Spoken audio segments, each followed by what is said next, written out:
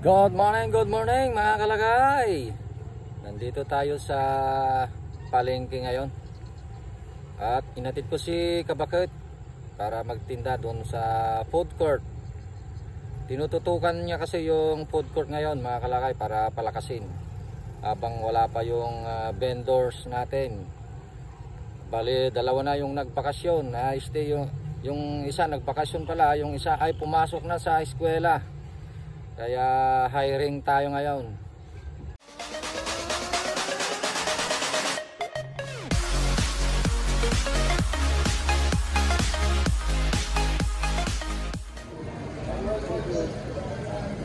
Ayun, may bagong luto na.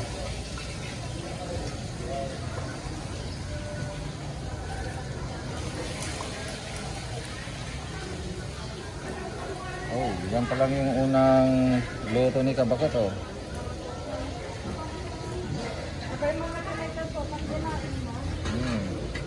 Parang Jollibee.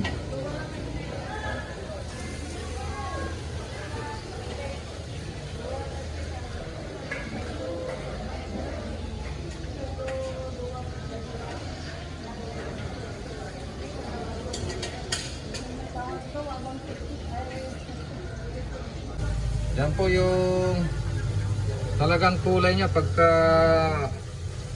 sa umaga. Yan.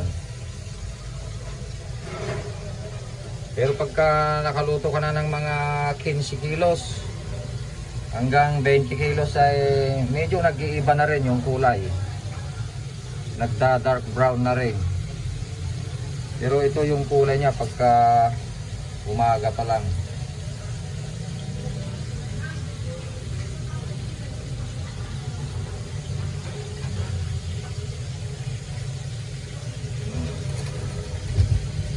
Legs natin, oh.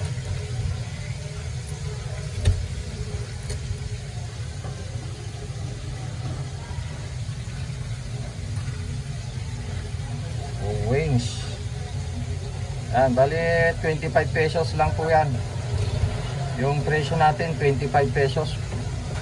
Wala nang 20. Dahil sa napakamahal ng mga presyo ng ating mga materyales mula na sa manok, mantika, harina, etc. Ayan yung pangalawang salang ni Kabakit, oh. Ali, nagko-control muna sa ngayon.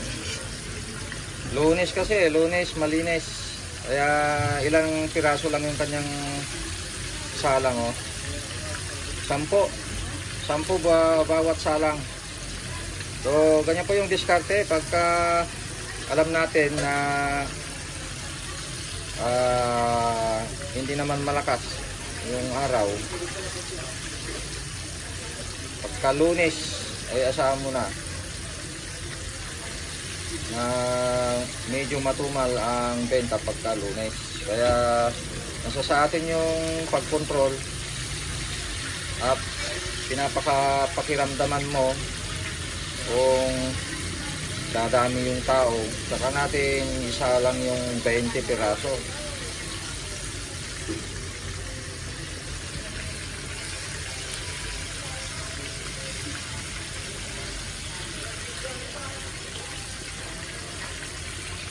Itong recipe natin dito ay alam na natin pang fast food.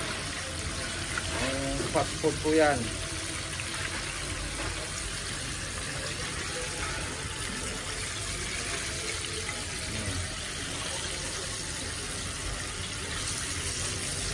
Ganito yung texture ng fast food na nabibili natin na chicken dun sa Jollibee at sa McDo. Ganito. Iba naman yung sa Chowking.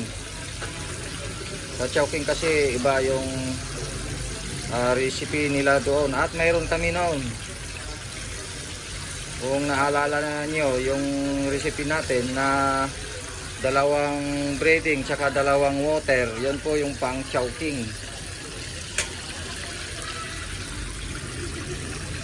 Mas makapal ang coatings noon yung pang Chowking natin. Alam nyo kasi sa dami ng ating recipe ay kaya natin na bago-baguhin yung ating fried chicken kung anong klase. Kaya hindi nagsasawa yung ating mga customers, mga suki. Dahil iba-ibang recipe yung kanilang matitikman. Kung minsan may Jollibee recipe, kung minsan ay may Chowking, o di ba? At meron din kami yung parang Max na fried chicken, meron din po kami noon.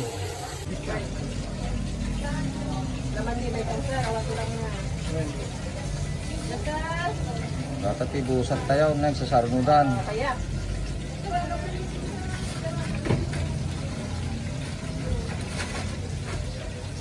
Ano kanya yun, sir? Oh, ayan oh, sunod-sunod na.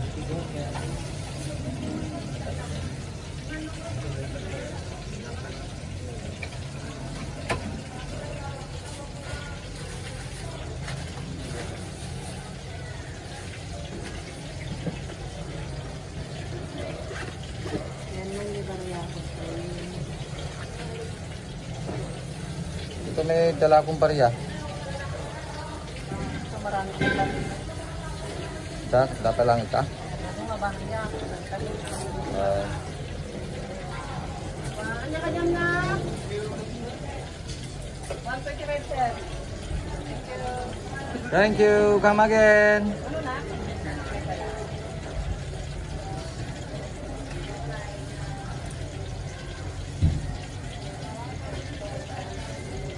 Yan, ganyan lang po yung ating negosyo.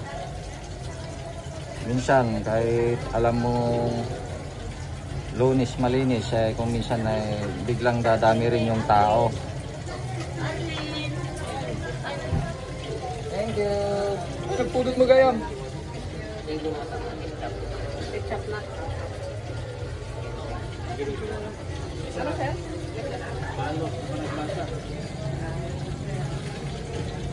Ay, lagi tayo pa nagbasa. Balo. Ay, lunis gaya, may basa gaya. Pero yung mga anak natin na kambal ay walang pasok ngayon. Mag-request di biyernes.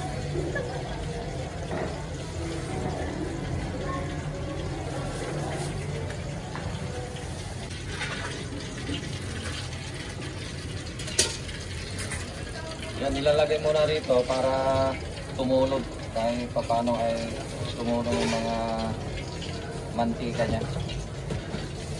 Kaya meron tayong ganito, yung tawag dito. Yung nagano natin yan, bakit? Fish strainer din ang tawag dyan. Para tumulog yung mantika.